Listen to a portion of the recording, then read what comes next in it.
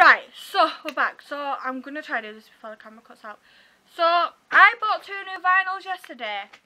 I went into HMV. I didn't go in for anything in particular, but I ended up buying The Last Shadow Puppets, The Dream Synopsis EP, and Catfish and the Bottlemen's Ride. Now I've been wanting the Dream Synopsis EP for quite a while now, and I went in HMV Bradford thinking, oh, I'll have a look for this, and I didn't think they'd have it. But you bastards, you had it. So anyway, I picked this up. This was $11.99, I think. And then I got an email through from HMV saying that all HMV Pure customers could get certain items for more than half price, more than half price, basically. And I didn't really, I saw one thing and it was the Catfish and the Bottlemen thing, so I was like, oh yeah, that's really cool. So I went into the store. Sorry, my hair's like all over the place today. So I went into the store and I picked up these 2 vinyls, and I'm walking around and I ended up putting the Catfish and the Bottlemen one back because I thought, no, I'll leave it. Like, am I a Catfish fan? Am I not a Catfish fan? Went to the till, and the guy at the till, he was a really lovely guy, by the way. We ended up having a chat about record store day, about like what vinyls we'd seen that we wanted to buy. I didn't know the chappie. I know him because he works in there, where I always see him when I go in there, oldish chappie. But we had a chat, and then the guy sold me Catfish and the Bottlemen's album because it was $8.99 because I was a pure HMV card holder. So I ended up picking it up.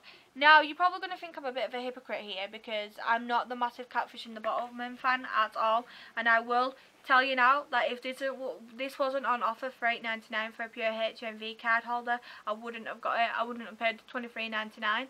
That being said, I do like Catfish and the Bottlemen. I do have to say it's from only when I saw them last year at Doncaster Dome. We always go on about that horrible gig, and let me just say, it's not the band, it was the venue that really got me into them. Now, I do know a few songs off this album already. I know 7, Emily, Oxygen, and Glasgow, I think. I know them songs. I don't know the other songs on there, but they are kind of like a band that, like, if they come on, I will like get up and I will dance them and I will sing along to the songs, but I wouldn't go out of my way to put them on my iPod. This is the first Catfish and the Bottlemen music memorabilia, whatever you want to say, I own. I don't own any of their albums on CD. I don't own the other album on vinyl. So yeah, which you probably think is weird, but I do want to get into them more. And the way that band, when they came out, I was like, you're not for me, you're not in my scene, you're not indie, you're not Britpop, you're not 90s style themed, you're not for me, like, get out, who are you? But I was in denial, basically, because I secretly did like the songs and I secretly did like the band. I'm gonna admit, like, when I found out like that Van McCann's like originally from Manchester or the North, that kind of like sold it to me a bit more, because I love the North and I love people from Manchester. I am partly from Manchester, as it goes. But yeah, so I bought it on vinyl because I was like, do you know what, I listen to my vinyl more than I listen to my CDs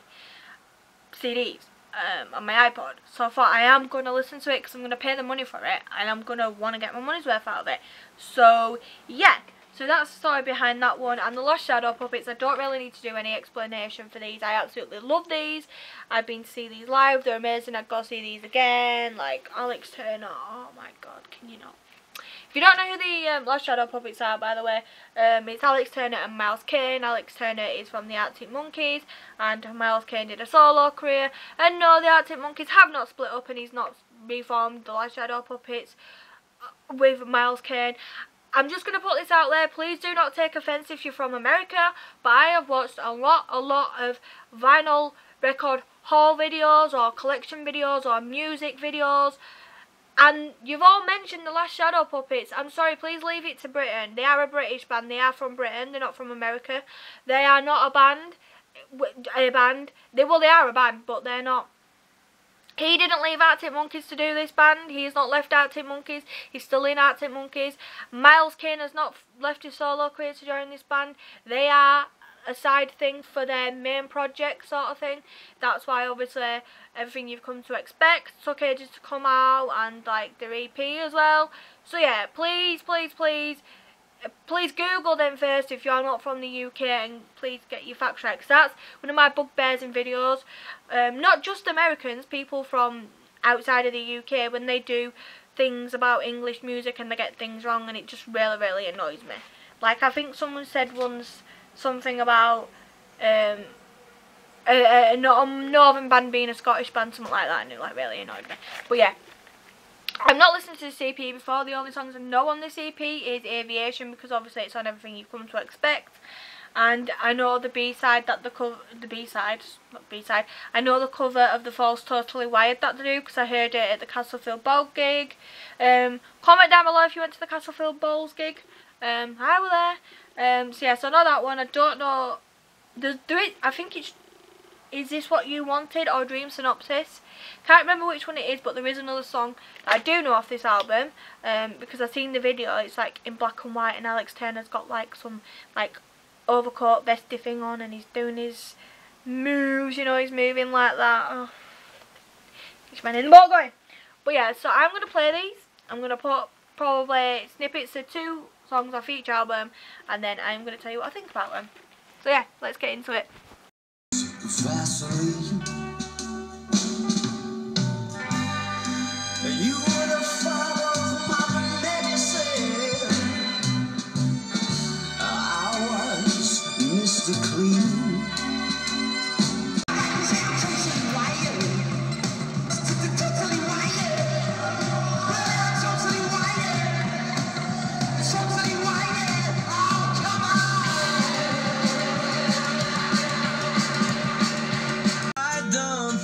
Through things, I never get time, 'cause I don't think things through.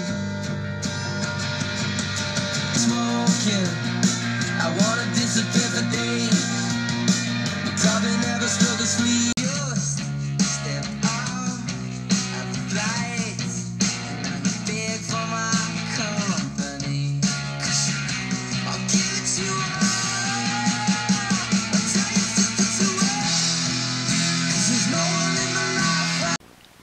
So yeah, I kinda have forgotten where I left off this video. My camera cut off and it died, and I had to charge it up for a bit, so I've been off doing other things while the camera has been charging up. But yes, what was I saying? Yeah, so I was surprised about the Catfish and the Bottlemen album, like the ride. Because I know the first one, I've forgotten what the first one's called, Balcony. I know that one quite well. I've listened to that a lot. Like I said, my friend likes them. I'm not really listening to the new album. I weren't really fussed about it, but basically it was one of those bands where I was in denial. I did like them, but I was just in denial about admitting it, because obviously they weren't like the music that I normally listen to or I'm like into. But like, I need to understand that obviously you generally aren't going to get bands that are going to come out now like that. Like, that was early 2000s stuff. That was still kind of like that. So yeah, I am very impressed with it. I do like it. I'm glad I've spent the money on it.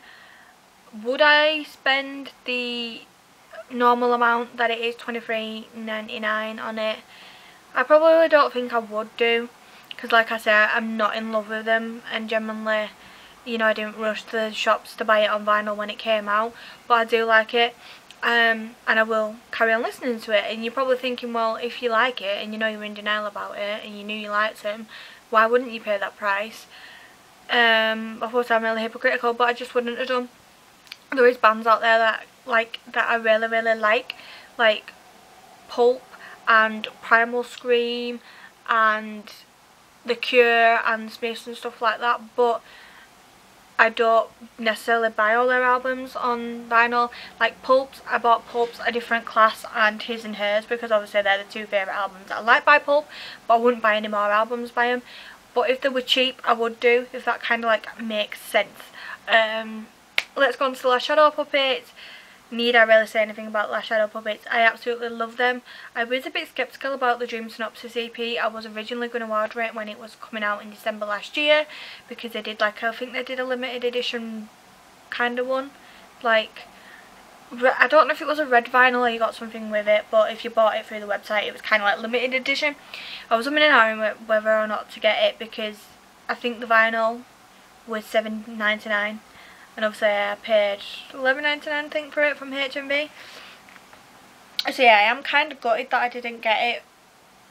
Excuse me, bra's come undone. When it did originally come out, because I do really like Last Shadow Puppets, but like I said, I'd heard one of the songs and I'd seen the video and I was a bit like, what is this? This is far off from everything you've come to expect. But then again, everything you've come to expect is totally different than The Age of the Understatement. If you watch the music videos for that album, the singles for that album versus the singles for everything you've come to expect, they look a lot different, they're acting a lot different, you know, so I'm glad I bought it. At first I was a bit like, well, it's only an EP, do I get it or don't I get it? Like, it's not like as though it's like something Oasis, Stone Roses, Verve or Blur related like that, like I would, or like an old 90s band that, you know, likes to come back, like Shed 7. And I do really wish I'd have got it when it came out last year, but I am blown away by it. I like the songs on it, they are different. It is something that will grow on me, will the songs. You know, I do like them, but I can't instantly say like, yes, this is a banger, top song, love it. But yeah, no, I am glad I've got it and I do really like it. If you don't know any of these two bands, I suggest you Google them, YouTube them, give them a listen. If you do know them but you've not heard this stuff by them, Google it, give it a listen. I just want to say as well, I hope I haven't offended anyone in this video when I was talking about the Last Shadow Puppets, about when their music ventures out overseas, different countries outside of the UK. It's just what I have seen on YouTube or I've read in blogs from people that are not from the UK, and it just kind of annoys me. So I'm not targeting anyone, I'm just saying, like, if you're, you know, like, please, if you're not from the UK and you do like a UK band, which Catfish and the Bottlemen fall into this as well, and I've seen the 1975 fall into this as well. Sometimes people can review them or talk about them as in ways, or give information out that is wrong about them and incorrect about them. Like for instance,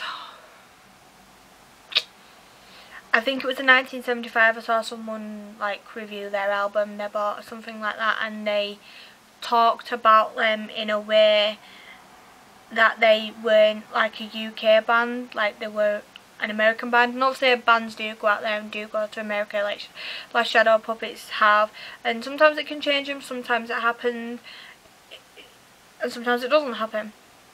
Sometimes the band changes, the music changes, style changes, whatever. But I'm just kind of saying, like, please get your information right in future. No, that sounds really awful, but like, no, it's like, yeah, it does. Because if I was reviewing a band that weren't UK based or weren't from the UK, I would also do my research about them first before I did do anything. Like for instance, I'll give you an example. I'm a fan of the Strokes. When I first heard the Strokes, I forgot what song it was. Last Night. I used to hear that song all the time when I'd go out, like before I actually knew it was the Strokes properly. I knew it was the Strokes, but no, that makes sense. Before I knew about the Strokes and knew who the Strokes were, I used to absolutely love that band and I loved that song. I actually thought they were a British band. I'd seen the video, the music video for it, and I actually thought they were a British band. I thought they were kind of like Libertine style sort of band. And for ages I would go on talking about this band and this song in particular to people and be like, oh yeah, they're a UK based band, I think they're from London. When I actually googled them, because I actually got into their music more and I actually found their albums, I bought their albums, that is when I realised that they weren't UK based, they're actually an American band. Which is like really weird, because I did just mention, don't know if I mentioned it in this video, like I said, I've gone away for a couple of hours while my camera's been charging up. But like I said, I think I mentioned about them saying that they're from America and they don't do indie music as well and this, that and the other. And that, like, when I found out they were from America, I kind of like, oh, hello, really? But I did really like that song. Off the album This Is It? But the other stuff I'm not too keen on. That's kind of like when I was like kind of judging them on like the music style and thinking like, why are people classing this as indie? Like, it's not indie. Like, there's one song that's classed as indie because it's always played in indie bars and indie nights and indie people love it, do you know what I mean? But that's just like for reference how I got something wrong just by one song and by their look. Like, I thought they were from the UK, which a lot of people do that, which is super annoying. I've heard it, like I said, I've heard it a lot with Catfish, a lot with Last Shadow Puppets, a lot with the 1975. So yeah, with that being said, that is my video, and